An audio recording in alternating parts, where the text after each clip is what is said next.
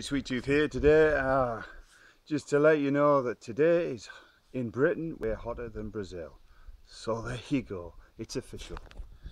How are you guys doing? I was just talking to Marco. I left a comment and he made a good comment about communication, and it got me thinking about when you've got misophonia or social anxiety. Today's topic really is about communication and the lack of it in Britain and the British people. Are we an island where we don't really communicate? Do we bottle it up? We are a warm nation, but at the same time a lot of people don't speak to each other. If they don't know you, they tend to blank you, and I don't think that's been necessarily, not being malicious when I say that. It's just that's how the British people seem to be. When I was at a therapy group, and we did a 6-week course, I half expected everyone to sort of talk to each other there and talk about the problems, but it was kind of people just turned up, listened, and everyone just made their own way home. There was no like, "Ooh, how are you? My name's John," or "My name's Sarah," or whatever. What are you going through? Like you see on these Alcoholics Anonymous, where everyone's around around a circle and everyone's telling the stories. It was just none of that.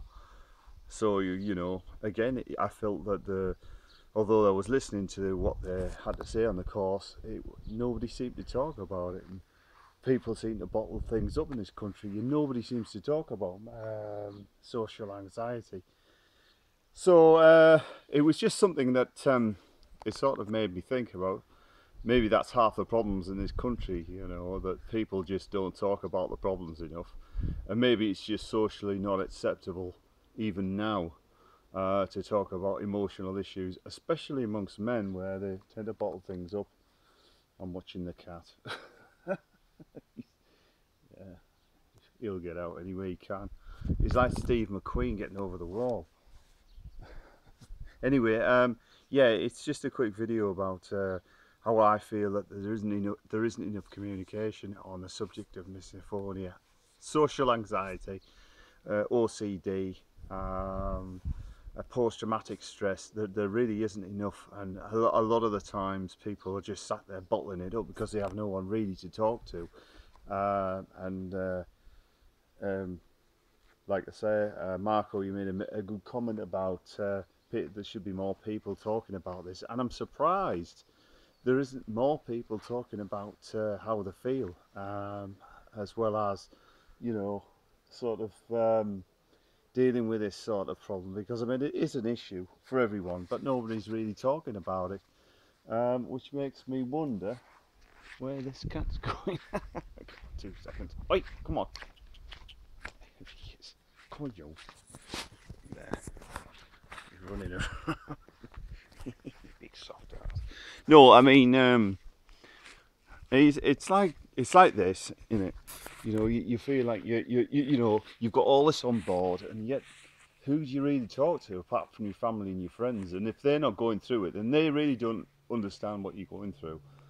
And I know I talked about being judged and stuff by other people, and that's another subject. I've talked about that, but today it coincides with it. If there's things on your mind and you can't talk about it, then it makes matters a lot worse. Then you feel it's only you, and that you're the one that's going mad.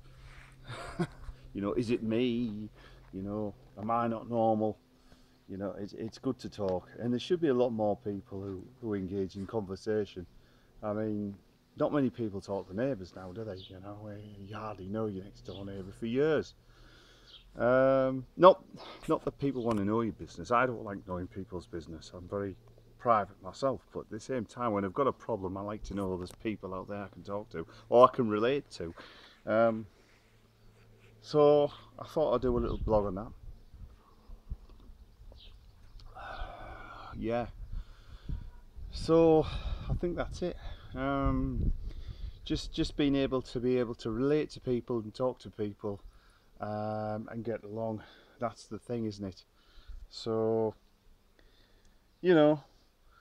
If you'd like to leave your comments in the comment box, please do, and I shall catch you in the next one. I shall catch this cat. See you later, guys.